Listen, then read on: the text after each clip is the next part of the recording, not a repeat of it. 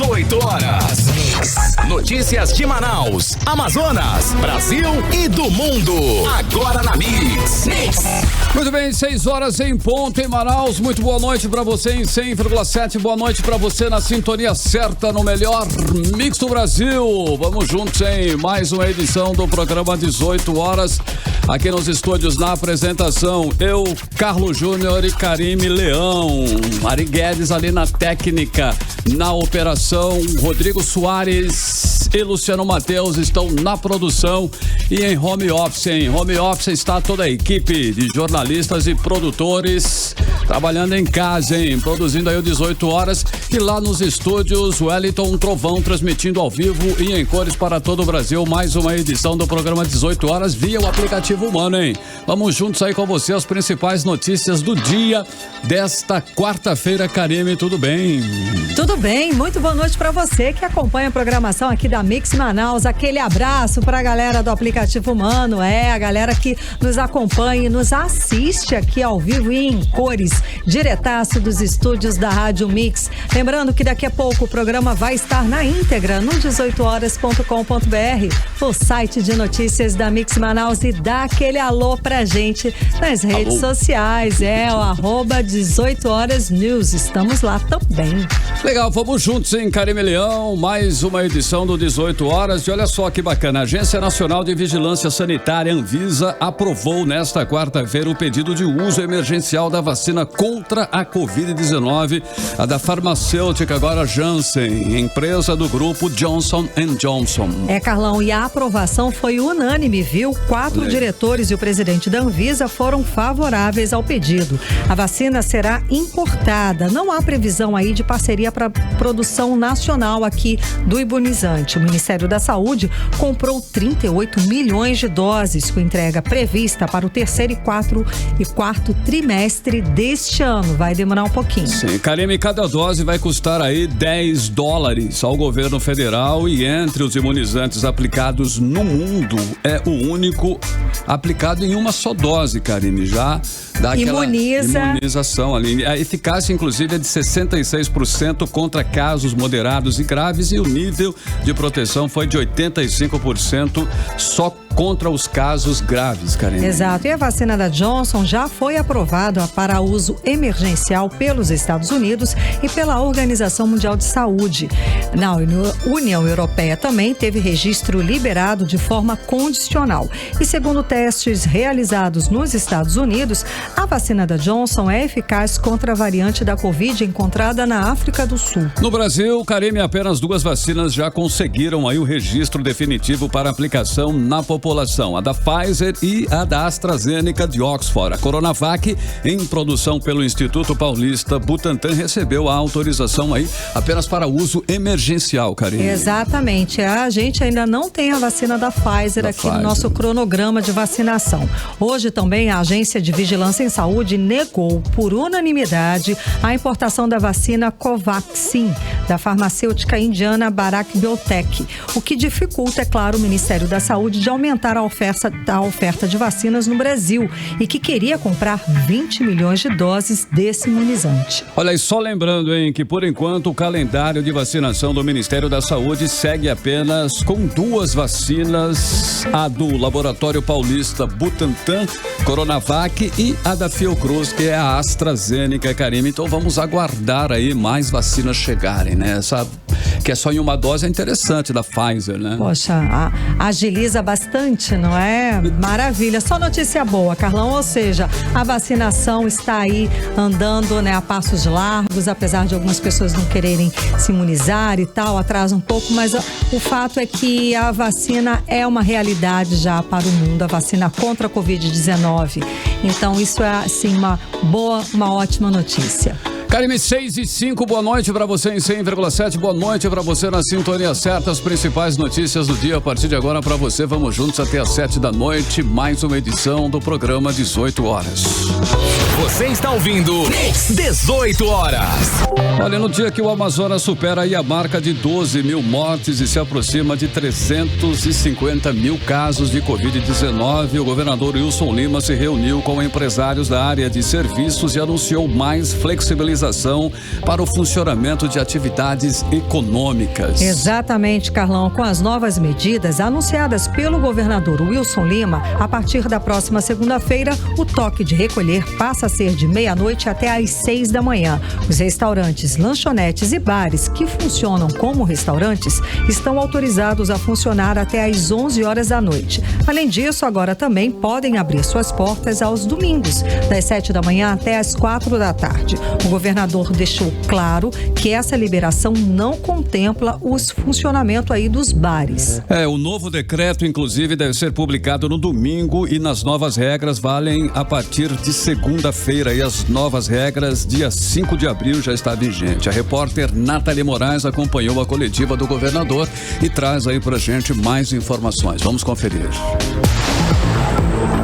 O governador Wilson Lima se reuniu com membros da Associação Brasileira de Bares e Restaurantes, Abrazel, para apresentar o cenário atual da pandemia da Covid-19 no Amazonas. Os empresários apresentaram suas propostas de flexibilização ao governador durante o encontro, realizado na sede da Secretaria de Estado de Administração e Gestão. Embora haja uma redução no número de casos, óbitos e internações por Covid-19 no Amazonas, a taxa de transmissão por aqui ainda é considerada alta, o que requer uma manutenção das medidas de prevenção, como distanciamento, uso de máscaras e higienização das mãos. A RT está hoje em 0,92, o que significa que a cada 100 infectados transmitem para outras 92 pessoas. O presidente em exercício da Abrazel, Jean Fabrício, ainda assim afirmou que a reunião foi bem positiva e com o novo decreto, a partir da próxima segunda-feira, os restaurantes poderão ficar com as portas abertas de segunda a sábado até às 23 horas, obedecendo todas as regras sanitárias. Teremos o funcionamento de segunda a sábado até às 23 horas. Esse vai atender uma grande parte dos associados e a gente entende que nós estamos vivendo um momento de pandemia, a gente precisa ir avançando aos poucos realmente. Há uma preocupação muito grande com a terceira onda e a gente precisa então estar trabalhando, seguindo os protocolos. É uma orientação que a gente tem falado isso constantemente para todos os associados e pedindo também à população que contribua no uso da máscara, no uso do álcool em gel, higienização das mãos sempre, distanciamento social. Aos domingos, o horário de funcionamento vai ser de 7 às 16, então contempla mais uma grande quantidade de restaurantes, incluindo inclusive os restaurantes flutuantes e os balneários. Outra novidade é no toque de recolher, que restringe a circulação de pessoas. Segundo o governador Wilson Lima, passará a ser de meia-noite às 6 da manhã. Circulação de pessoas ficará entre meia-noite e 6 horas da manhã. Restaurantes ficarão abertos e também bares, mas para funcionar como restaurante, não é para funcionar como bar. Ficarão abertos de 7 da manhã até de 6 da manhã, até às 23 horas. As escolas particulares do ensino médio também poderão funcionar, desde que cumpram as diretrizes e normas sanitárias que estão em vigor. Também fica permitido o funcionamento do Colégio Militar, administrado pelo Exército Brasileiro. Com relação às escolas, fica facultado o funcionamento das escolas do ensino médio e cursos livres da rede privada, da rede particular. Assim como a gente já havia liberado de creches, de ensino fundamental 1 e 2, agora a gente está liberando o ensino médio. E também também fica permitido o funcionamento do Colégio Militar de Manaus, aquele que é administrado pelo Exército. Lembrando que o novo decreto passa a valer a partir do dia 5 de abril por mais 15 dias. O Amazonas encontra-se atualmente na fase laranja da quarentena, o que corresponde a uma classificação de risco moderado para a transmissão do novo coronavírus. Nathalie Moraes para o 18 horas. Vamos falar aí que é no mínimo uma falta de coerência, porque da mesma forma que o governador flexibiliza essas medidas restritivas, ele também falou e anunciou que está preocupado com a terceira onda da pandemia. Ué, é no mínimo contradição, porque se a pessoa está preocupada com a terceira onda da pandemia da Covid-19, a ação correta, a ação coerente não seria segurar um pouco mais de tempo essas medidas de flexibilização? Ou seja, o governador, né, ele aceitou aí a pressão dos empresários, dos segmentos aí de bares e restaurantes e flexibilizou. Agora, o que resta a gente saber, a gente torcer, inclusive, é para que as previsões dos especialistas que apontaram a segunda onda não se concretizarem. A gente tem que torcer para isso, é o mínimo que se pode fazer. Lembrando também que, por coincidência, hoje também, nesta quarta-feira, o estado do Amazonas declarou que não vai mais receber pacientes de Covid-19 para serem tratados aqui no estado do Amazonas. Isso por quê? Porque a previsão é que acabem os kits para intubação aqui no estado também. Isso é uma coerência, isso é uma falta de coerência. Da medida em que o estado para de receber pacientes para tratamento de Covid-19 aqui no estado, porque pode faltar esses kits de intubação, flexibiliza mais ainda as medidas restritivas estamos ainda no meio de uma pandemia. É, no mínimo, uma falta de coerência. Karime, o que se tem de certo aí é que enquanto não tivermos grande parte da população vacinada, o risco é sempre iminente. Então, todo cuidado é pouco. Então, nós temos que realmente aí manter aquele procedimento padrão. Na avaliação do pesquisador da Universidade Federal do Amazonas, Alexandre Steinmetz, para controlar o avanço aí do vírus, no mínimo 75% da população deve ser imunizada. Vamos aí aos detalhes agora com a repórter Odineia Araújo. 12 mil vidas perdidas, 12 mil famílias enlutadas, 12 mil sonhos interrompidos, 12 mil amores desaparecidos.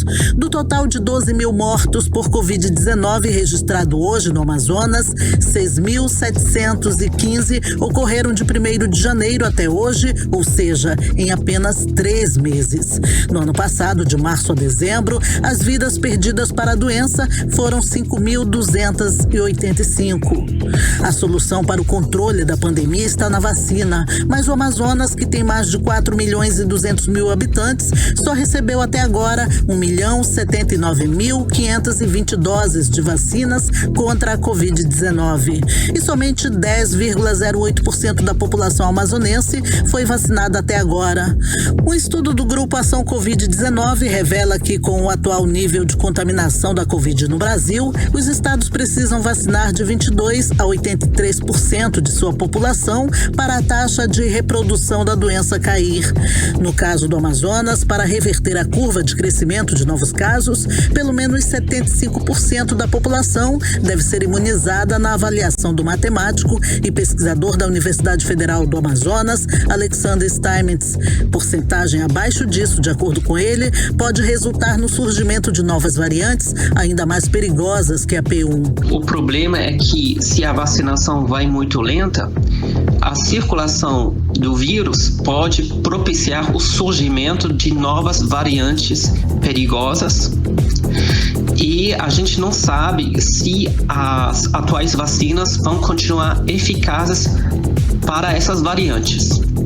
Então, se o aumento no número de vacinados, da porcentagem é muito lenta, o que pode ocorrer é que até chegar ao número de 75% de vacinados, podemos ter outras variantes circulando que talvez estejam resistentes às vacinas que temos atualmente. O professor de Ciências da Saúde da UEA, Universidade do Estado do Amazonas, Alex Martins, diz que para se evitar uma terceira onda da Covid no Amazonas, é preciso vacinar mais de 2 milhões de pessoas. São 2 milhões e 800 mil pessoas.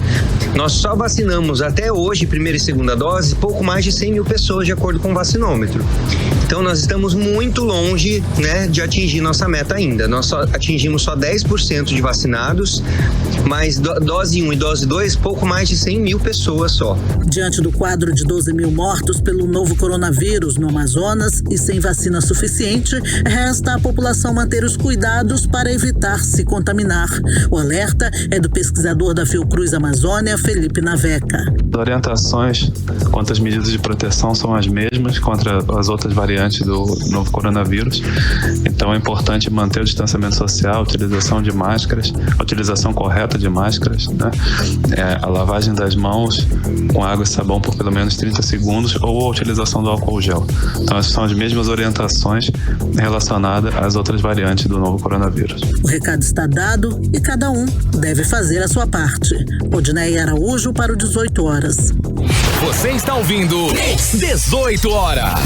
Olha, o Amazonas tem 500 mil de vacinas contra a Covid-19 nos depósitos das prefeituras e da Fundação de Vigilância em Saúde, e enquanto milhares de pessoas aguardam ansiosamente serem vacinadas na fila. Isso mesmo, mais de 1.030.000 doses já foram enviadas pelo Ministério da Saúde, mas apenas 530.000 foram aplicadas desde o início da vacinação em 19 de janeiro. Carlão, o fato é que o ritmo está muito lento aqui no estado e desacelerou bastante nas últimas semanas, quando o Amazonas estacionou aí em 500 mil doses aplicadas, o que representa pouco mais de 9% da população vacinada com a primeira dose.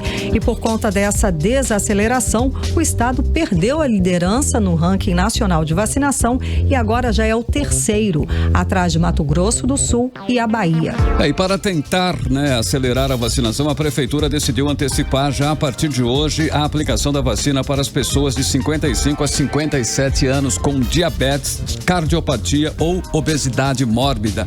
A vacinação para idades inferiores a 55 anos deve ser também antecipadas nos próximos dias. E desde segunda-feira, a média de vacinados aqui em Manaus tem ficado abaixo de 3.000 por dia. Na segunda, dia de 29, foram vacinadas 2.639 pessoas e ontem 2.727 pessoas. E com antecipação, só na manhã de hoje já haviam se vacinados 2.846 pessoas. A repórter Nathalie Moraes tem mais informações sobre a vacinação aqui em Manaus. Vamos acompanhar.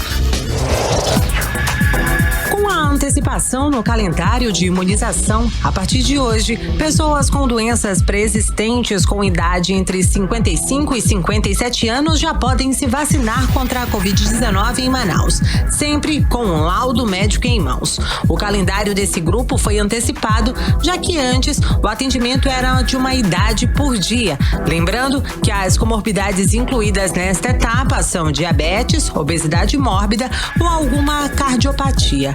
A secretária de Saúde em exercício, Aline Martins, explicou que, no caso dos obesos, qualquer profissional de saúde pode declarar essa comorbidade.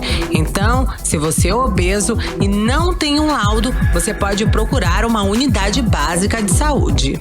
Unidade de saúde, ou um médico, um profissional de saúde, o próprio odontólogo, o próprio fisioterapeuta, nutricionista, que possa fazer o cálculo do IMC, declarar no documento, assinar, carimbar, trazer o original e a cópia e nós vamos aceitar. Isso vai otimizar a vacinação.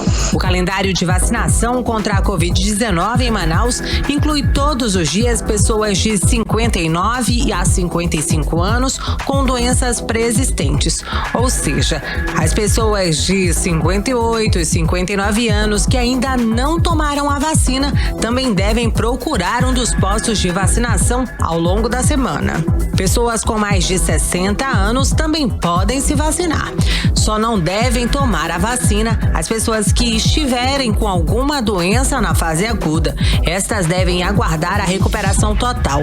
No caso da Covid-19, é preciso aguardar por 30 dias após os primeiros sintomas. Aí sim, você pode ser vacinado. Nathalie Moraes para o 18 horas. Bom, e como nós comentamos, né? Nós estamos, inclusive, sempre comentando aqui no 18 horas. É preciso urgentemente acelerar aí o ritmo da vacinação. E é com certeza, e é lógico isso, né? Nada justifica manter mais de 500 mil doses aí em estoque, enquanto temos ainda gente morrendo por complicações da Covid-19. Ontem mesmo foram registradas mais 23 mortes aqui no estado e outras 3.780 no país em consequência dessa doença aí, a Covid-19.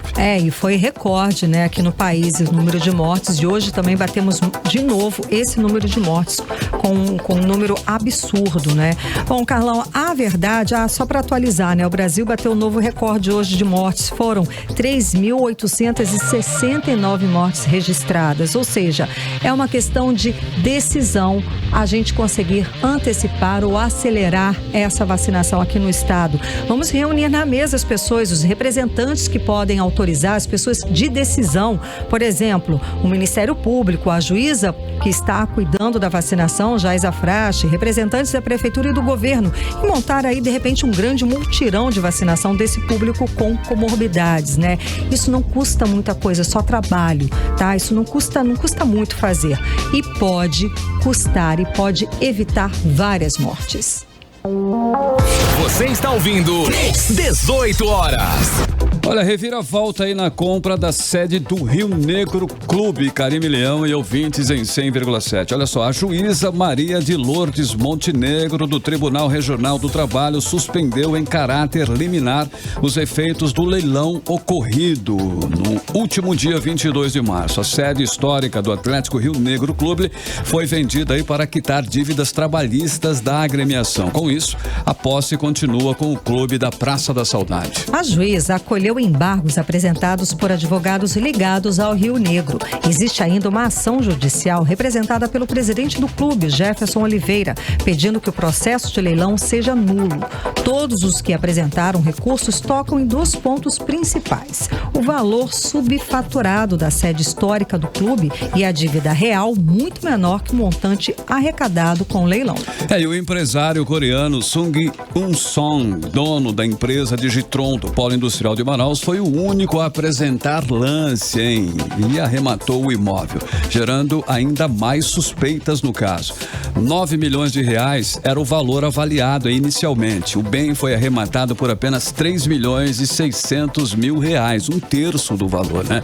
Menos de 50% aí da avaliação inicial. Os embargos seguem válidos até o julgamento do mérito da ação. 18 horas. E o Ministério Público do Estado abriu investigação para apurar o contrato milionário de empresa para administrar as penitenciárias no Amazonas. Olha, a suspeita é de que irregularidades no contrato firmado ano passado entre o governo do estado e a empresa que presta serviços prisionais na unidade Puraquequara e no Instituto Penal Antônio Trindade. O valor deste contrato é de quase 700 milhões de reais com validade até 2025. Quem traz mais detalhes sobre essa denúncia é a repórter Odineia Araújo.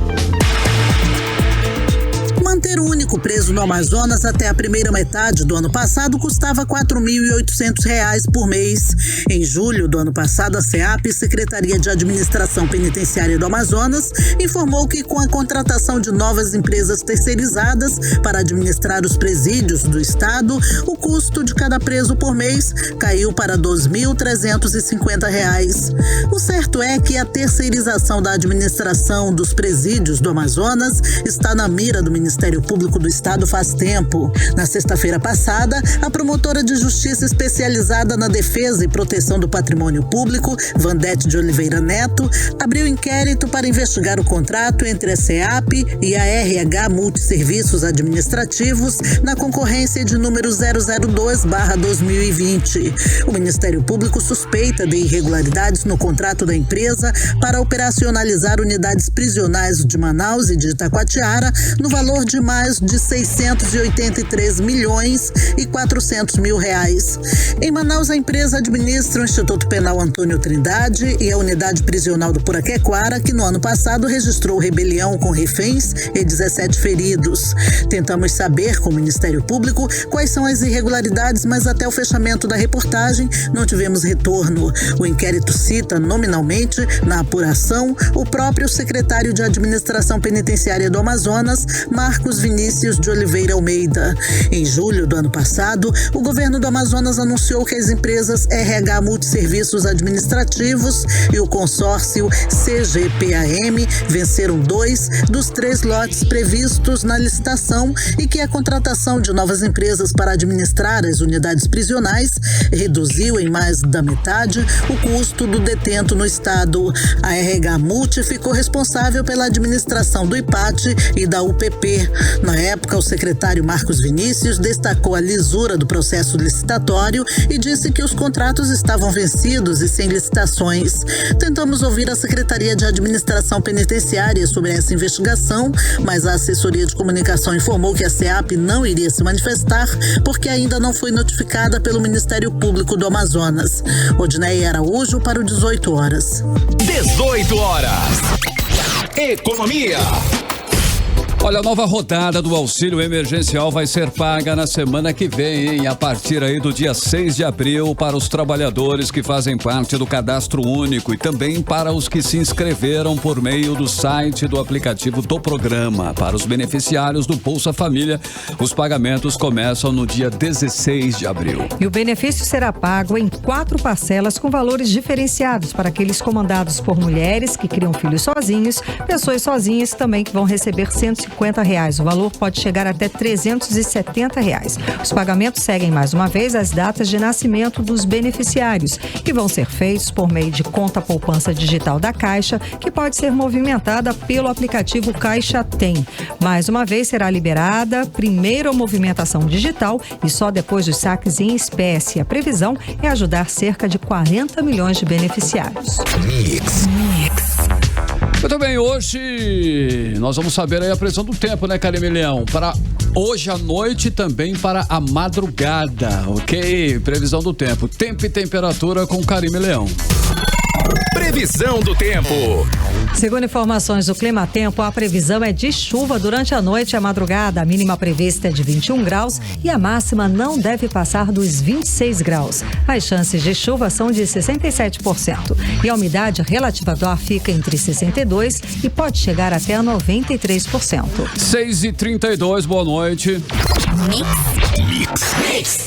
Olha, atenção aí, concurseiros de plantão. O Tribunal de Contas do Amazonas assinou, hoje de manhã, um contrato com a Fundação Getúlio Vargas para a realização do concurso com pelo menos aí 40 vagas imediatas. E que ótima notícia nesse momento aí de crise econômica provocada pela pandemia, não é? Bom, o edital para o concurso deve ser lançado ainda neste primeiro semestre, assim como a aplicação das provas. A repórter Nathalie Moraes tem mais detalhes pra gente. O Tribunal de Contas do Amazonas firmou um contrato com a Fundação Getúlio Vargas para a realização de concurso público com 40 vagas imediatas para o cargo de auditor técnico de controle externo. O salário inicial é de R$ 8.300. O contrato foi assinado pelos presidentes do TCE, Mário de Mello, e da FGV, Carlos Simonsen. Segundo o presidente do Tribunal de Contas, 217 cargos estão vagos. Então tem 217 cargos possíveis de serem preenchidos. Mas que o tribunal, neste momento, por conta das limitações da lei de responsabilidade fiscal, só pode comprometer a despesa em gasto com pessoal, preenchendo até tantos cargos. Ainda segundo o Mário de Mello, a expectativa é que o edital seja lançado ainda no primeiro semestre deste ano, com as provas realizadas também neste semestre, e as nomeações a partir do segundo semestre de 2021. A ideia nossa é que a gente faça ainda nesse semestre. Vamos dar tudo para isso. No segundo semestre nós já queremos nomear. As 40 vagas imediatas para o cargo de auditor técnico de controle externo A são de nível superior. 18 para a área de auditoria governamental, 15 para a área de auditoria de tecnologia da informação, 5 para a área de auditoria de obras públicas e 2 cargos para o Ministério Público de Contas. Nathalie Moraes para o 18 horas. 18 horas. Entrevista do dia. E esta semana, a Prefeitura de Manaus lançou um pacote de obras de inverno que vai levar serviço de tapa-buracos para 1.700 ruas de todas as zonas da cidade. Devem ser investidos aí 30 milhões de reais. E para falar mais sobre esse pacote de obras, vamos conversar agora com o vice-prefeito e secretário de Infraestrutura, Marcos Rota. Muito boa noite e seja bem-vindo novamente ao programa 18 Horas. Boa noite a vocês, boa noite ao pessoal das 18 horas da Rádio Mix. Prazer estar aqui novamente, né? Complicado, cenário bastante complicado, muita chuva, muitos problemas, muitas erosões, muitos buracos. Mas exatamente. Estamos aqui para superar esses desafios, né? Exatamente, era meu primeiro questionamento, né? Porque a gente vê previsão, chuva, estamos num período de chuva, né? Como que é esse desafio de trabalhar esse tipo de obra, esse tipo de operação nesse período? Antes de entrar no ar, eu já consultei o Rodrigo aí, porque vocês iam dar a previsão do tempo. Sim. Para ver a previsão de hoje, 77%. Antigamente eu gostava da chuva, mas agora me aperta o coração saber que vai chover. Porque é um cenário complicado, né? Problema de drenagem, nós temos mais de 55 hoje, acho que nós temos 56 redes de drenagem que estão sendo substituídas hoje em Manaus. Hoje pela manhã, madrugada, durante uma forte chuva, uma cratera que já estava lá aberta, acabou comprometendo uma via no Conjunto Lula. Fui lá logo pela manhã, conversei com o prefeito. Aliás, o prefeito está comigo aqui na Djalma Batista. Estamos acompanhando aqui o desenrolar dessa obra da Djalma. Então são esses cenários muito adversos, mas eu acho que nada serve como desculpa, né? Acho que nós somos eleitos para resolver os problemas da cidade de Manaus de uma maneira geral, os problemas novos, e agora nós estamos resolvendo principalmente os antigos, né? Mas faz parte do processo. Muito bem, olha só, realmente, como o senhor falou aí, essa situação realmente ela está provocando aí um grande estrago na cidade, né? Você acha que, vice-prefeito, vai dar tempo de consertar, de resolver, de recuperar aí pelo menos boa parte desses estragos aí até o final do período chuvoso? Vocês vão continuar trabalhando nesse período mesmo até realmente, né, até amenizar verão, né? Um pouco isso? Não, a gente nunca, eu particularmente, eu nunca vi um programa de recuperação de vias no inverno, né? Mas eu acho que o prefeito Davi, mais uma vez, inova e encara esse desafio, porque embora chova praticamente todo dia, não chove o dia todo. Então, nesse espaçamento de tempo que nós temos aí de chuva, esse programa foi lançado já com sucesso, onde a gente já entrou, como por exemplo no Galileia, no Jorge Teixeira, onde eu estive, a realidade já é totalmente diferente, né? O sentimento das pessoas, da presença do poder público, da resolução dos problemas, o Galileia estava quase que intransitável, né? Então, eu acho que trabalhando, as pessoas vão percebendo que nós estamos nos esforçando. O prefeito acorda cedo, está de manhã, de tarde, à noite, e muitas vezes de madrugada nas obras, acompanhando a vacinação, acompanhando feiras e mercados, acompanhando a limpeza pública, acompanhando os problemas que envolvem a rede de educação.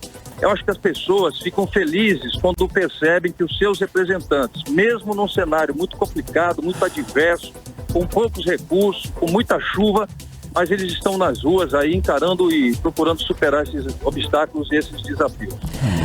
Vice-prefeito, fora esse pacote de obras, né, o que a prefeitura está planejando de obras aí para um médio e grande porte para o próximo verão?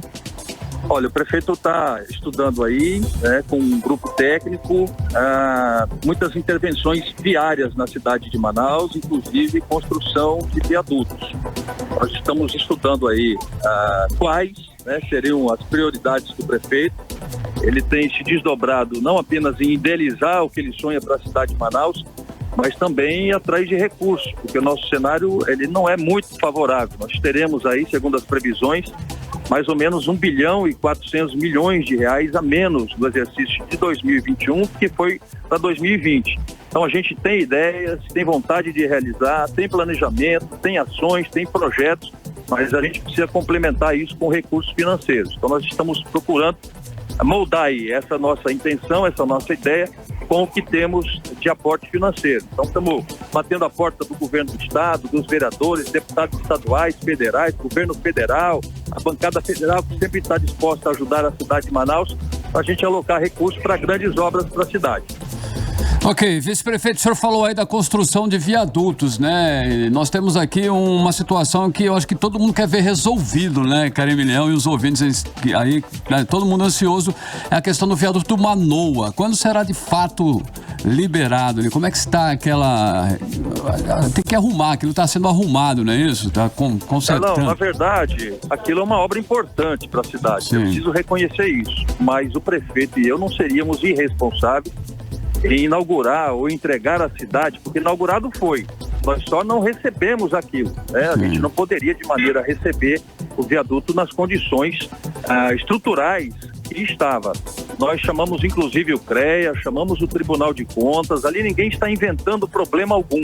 Nós fizemos uma constatação de que o projeto não fora cumprido na sua totalidade. Ali há um erro de execução do projeto muito claro, inclusive. Não precisa ser técnico, não precisa ser engenheiro para perceber que existia um grande desnível lá em uma das rampas. Então nós estamos fazendo a correção daquilo, a camada de concreto foi retirada, uma nova camada vai ser aplicada para a gente tentar dar uma queda melhor ali para quem vai descer no viaduto. Além disso, aquele encabeçamento ali do viaduto está sendo prolongado também, está recebendo prolongamento para suavizar cada vez mais a descida.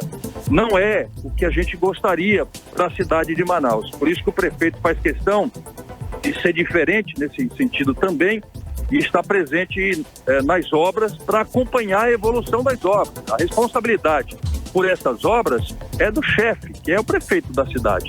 Então o Davi, por exemplo, nós estamos na Djalma. Hoje é a 4ª vez que ele vem a Djalma Batista, se desdobra para ver o andamento, né, da gestão. Então, eu acho que esse é o diferencial e é por isso que a gente faz questão de entregar obras com qualidade. A gente não vai mais permitir remendos na cidade de Manaus. Veja o que acontece aqui na Djalma, por exemplo. Nós estamos refazendo aquilo que o passado fez mal feito. Porque se estivessem fazendo o que nós estamos fazendo, se tivessem feito no passado o que nós estamos fazendo, com certeza não teríamos esse tipo de problema. Então, para evitar esse desgaste para o trânsito, para os cofres públicos, para a cidade de uma maneira geral, que a gente está fazendo aqui uma obra duradoura, né? Recompondo aqui o que foi feito no passado com os sacos de hip-rap, aquela mistura de cimento com areia, que foi levado pelo Igarapé. Agora nós estamos fazendo aqui Gabião para durar aí mais de 200 anos, se Deus quiser.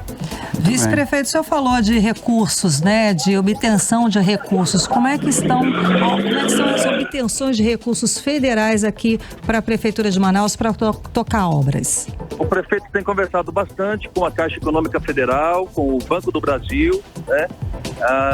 Nós estamos privilegiando esses mecanismos de empréstimo, né? Estamos fugindo aí de financiamentos em dólar, embora a gente já tenha sido procurado por alguns mecanismos. O prefeito está dando prioridade a trabalhar com organismos nacionais e não organismos internacionais. Estamos na fase de conversa, de captação e vendo aí as melhores possibilidades, né, e os menores juros para a cidade de Manaus, que também é muito importante. Vice-prefeito, nós estamos aí no meio de uma pandemia, né? E o senhor está com uma equipe trabalhando aí nas ruas, né? Como que é essa relação aí, pandemia e trabalho? Como é que vocês estão ajeitando, conseguindo realizar todo esse segmento de obras? Olha, Carlão, dessa forma, né? Nos desdobrando, ó. O prefeito está saindo daqui, vai historiar uma outra obra agora. A gente se desdobra. Para você ter uma noção, a Seminf tem hoje 1.000 homens. São 1.000 homens que trabalham aí para manter a cidade de Manaus e manter mais ou menos aí 18.000 ruas. Desses 1.000 homens, 800 estão em casa porque estão acima de 60 anos, então estão atingidos pelo decreto. Então, é um cenário muito complexo, muito complicado. Ontem, o prefeito conversava, inclusive, e nos dizia da intenção de terceirizar isso, né? Contratar empresas para que as empresas passem a administrar, inclusive, os distritos de obras da cidade de Manaus. Porque a CEMIF, acho que cumpriu o seu papel até aqui e cumpriu de forma heróica, né? Eu acho que daqui para frente a gente precisa procurar a modernização e principalmente a terceirização do serviço da secretaria, porque eu não tenho dúvida alguma, isso vai se traduzir em ganhos reais de qualidade, de agilidade, de velocidade e inclusive de economias cofres públicos. Vice-prefeito, para finalizar, uma pergunta aqui das redes sociais. Estão falando que a empresa Águas do Amazonas ainda está abrindo muitos buracos dos bairros e não fazendo reparos. Vai ser um problema crônico, né? Eu acho que nós já fizemos aí, só nessa gestão, umas 5 ou 6 intervenções com a empresa, né? Eu estou aqui com o vereador William Alemão, que está fiscalizando também essa obra.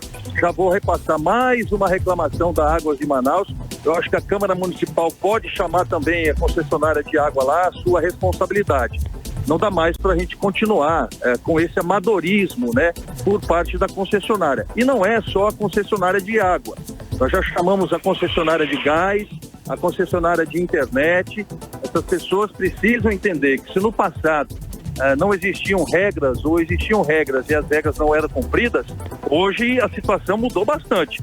Essa semana, por exemplo, o prefeito teve uma reunião muito dura com a direção nacional da Oi, que foi chamada aqui, porque aquele problema na Torquato Tapajós, segundo uma perícia que foi feita, foi ocasionado exatamente por conta da tubulação da Oi.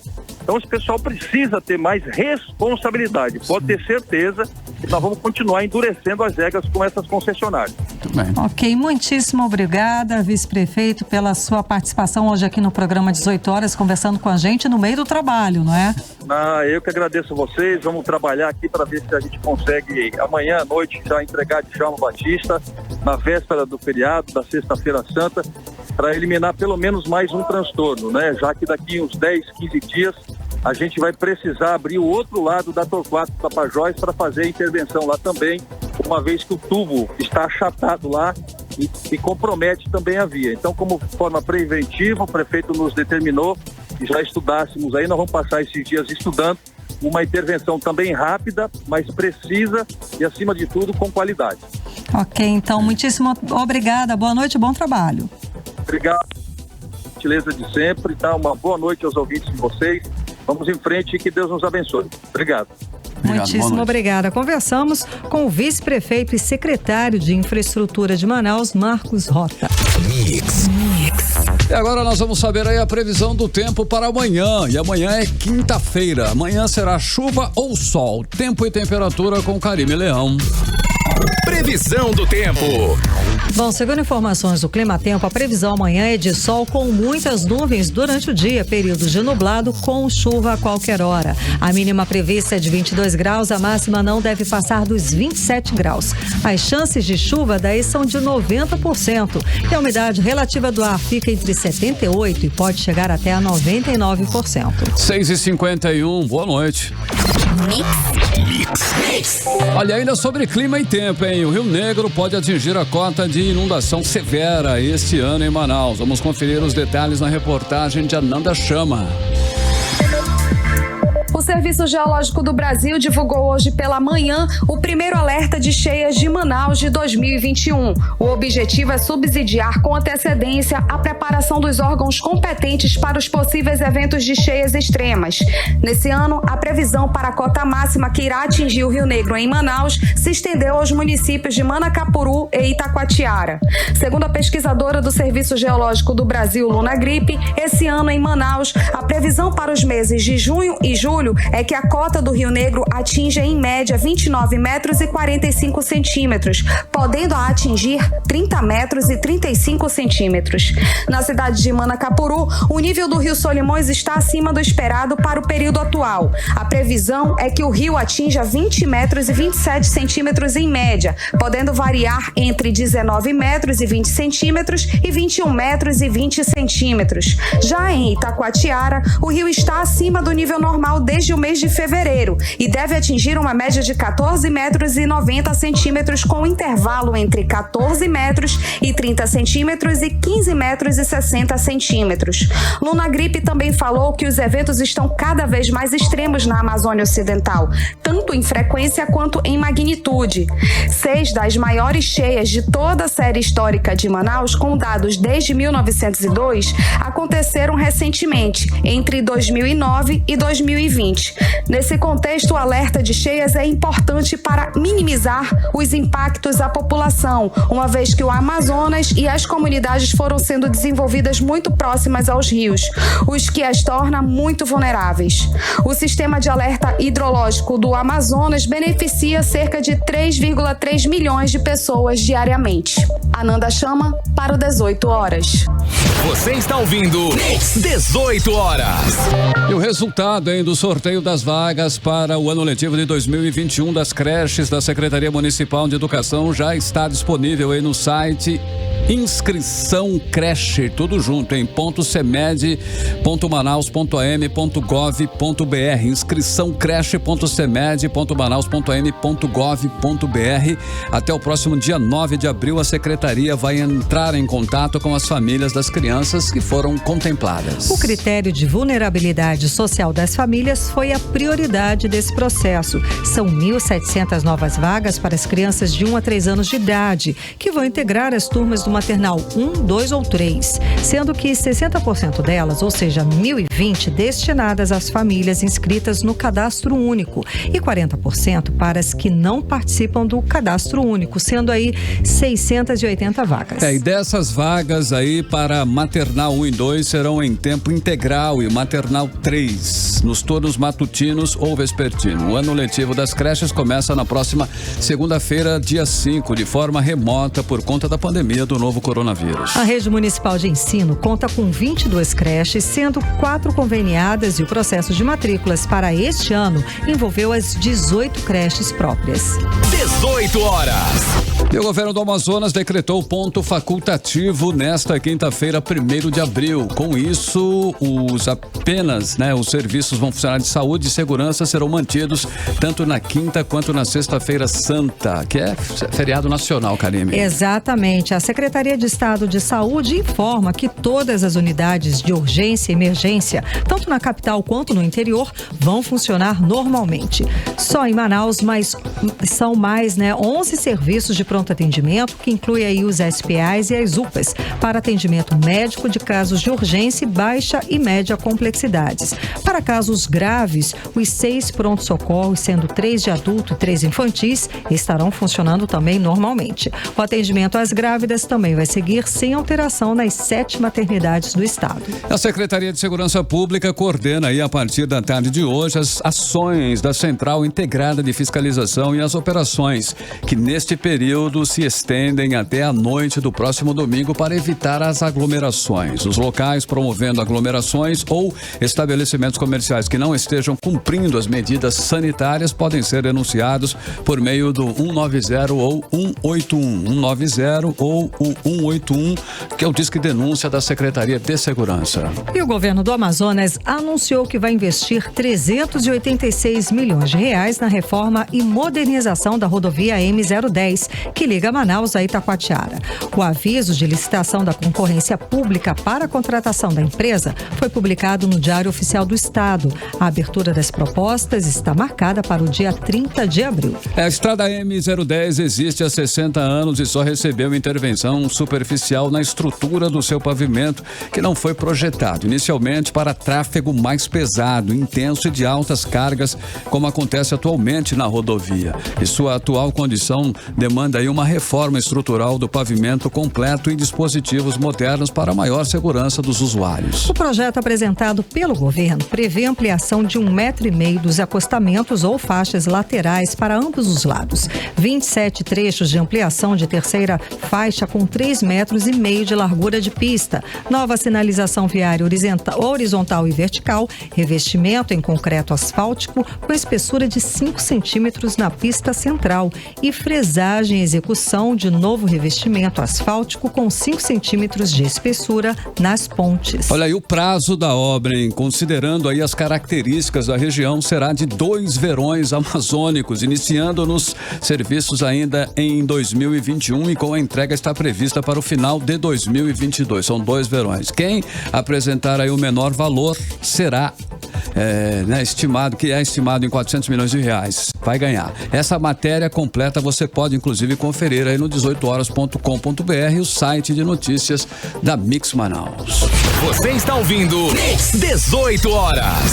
E o deputado estadual Fausto Júnior, do MDB, disse que foi informado pelo Conselho Nacional de Política Fazendária que o Amazonas havia autorizado um reajuste sobre o imposto do diesel, que vai impactar no preço final do combustível. Vamos aos detalhes agora na reportagem de Ananda Chama.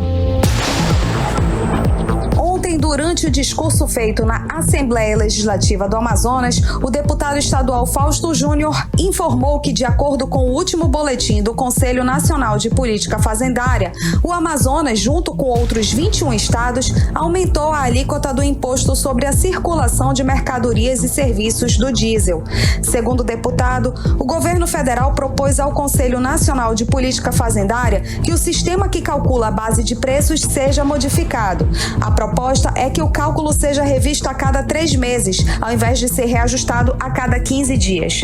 Fausto Júnior diz que a base do cálculo do combustível é o preço médio ponderado ao consumidor final e que cada estado define o seu de acordo com cálculos da Secretaria da Fazenda. Deputado Fausto fala da sua preocupação sobre o aumento do imposto e que é a favor que seja estudado uma redução progressiva do ICMS sobre o combustível. Então, eu recebo com muita preocupação essa notícia, principalmente nesse momento tão delicado que a nossa economia vive em decorrência da pandemia, que nós precisamos buscar maneiras de impulsionar a nossa economia. Eu tenho certeza que o fator de custo que representa o combustível é um fator determinante para que a nossa economia tenha um impulso ou tenha mais dificuldade em gerar emprego e renda. Então, eu sou a favor de que seja estudado de forma responsável uma redução progressiva do ICMS sobre o combustível. Então, sou contra, evidentemente, o aumento de qualquer tipo de imposto, principalmente nesse momento o imposto do ICMS sobre o combustível, nesse caso, o aumento sobre o ICMS para o diesel.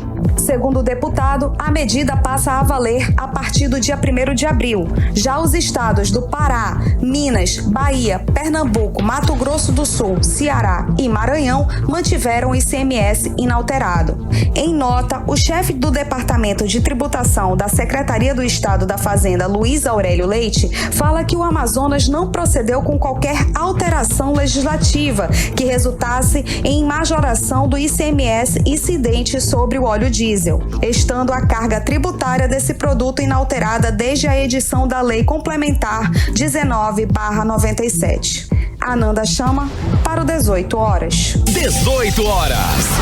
7 horas em ponto em Manaus e agora nós vamos atualizar os números da Covid-19 aqui no estado do Amazonas e no Brasil com Karime Leão. E a Fundação de Vigilância em Saúde do Amazonas, por meio do Boletim Diário de Covid-19, informa o diagnóstico de 1.313 novos casos de Covid-19 aqui no estado. Ainda segundo o boletim, foram confirmadas 18 mortes pela doença, elevando para 12.015 o total de mortes por Covid-19 no estado do Amazonas. E o Brasil bateu um novo recorde de mortes, com 3.869 mortes registradas nas últimas 24 horas. De acordo com informações do Ministério da Saúde, o país totaliza hoje 12.700.000 casos confirmados de Covid-19. O país também tem 318.000 mortes. O país soma hoje 11.100.000 casos de pessoas recuperadas da Covid-19. Agora, 7 horas e 1 minuto, seguimos direto para o editorial 18 Horas. Editorial 18 horas. O governo do Amazonas admitiu hoje a possibilidade de uma terceira onda de Covid-19 no estado. No pronunciamento, o governador Wilson Lima mostrou o comportamento dos dados do Amazonas com os da Europa. O perigo da terceira onda está claro e depende principalmente do comportamento de cada um para não acontecer. O mais grave é que, se ela ocorrer, vai começar com números hoje em alto patamar, ou seja, pode ser pior do que a segunda onda, pois vai pegar os registros acima de 1.000 casos diários, bem acima do que era registrado no início da segunda onda aqui no estado. Agora, com o governo admitindo o que já era previsto pelos cientistas, é preciso tentar prevenir um novo pico de mortes. É preciso antecipar a infraestrutura na rede de saúde e cada vez mais evitar as aglomerações, exigir o uso de máscaras e manter o distanciamento social. Repetimos, o número de vacinados com a segunda dose das vacinas ainda é irrisório. Portanto, essas medidas continuam sendo a única forma de evitar a doença. 18 horas. 7:03, Karime, boa noite. Um beijo, obrigada pela companhia, até amanhã. Continue bem, continue em 100,7 amanhã, quinta, a partir das 6 da tarde, voltamos com você aqui no melhor Mix do Brasil. Você ouviu 18 horas. As notícias do Brasil e do mundo. De volta amanhã. Mix.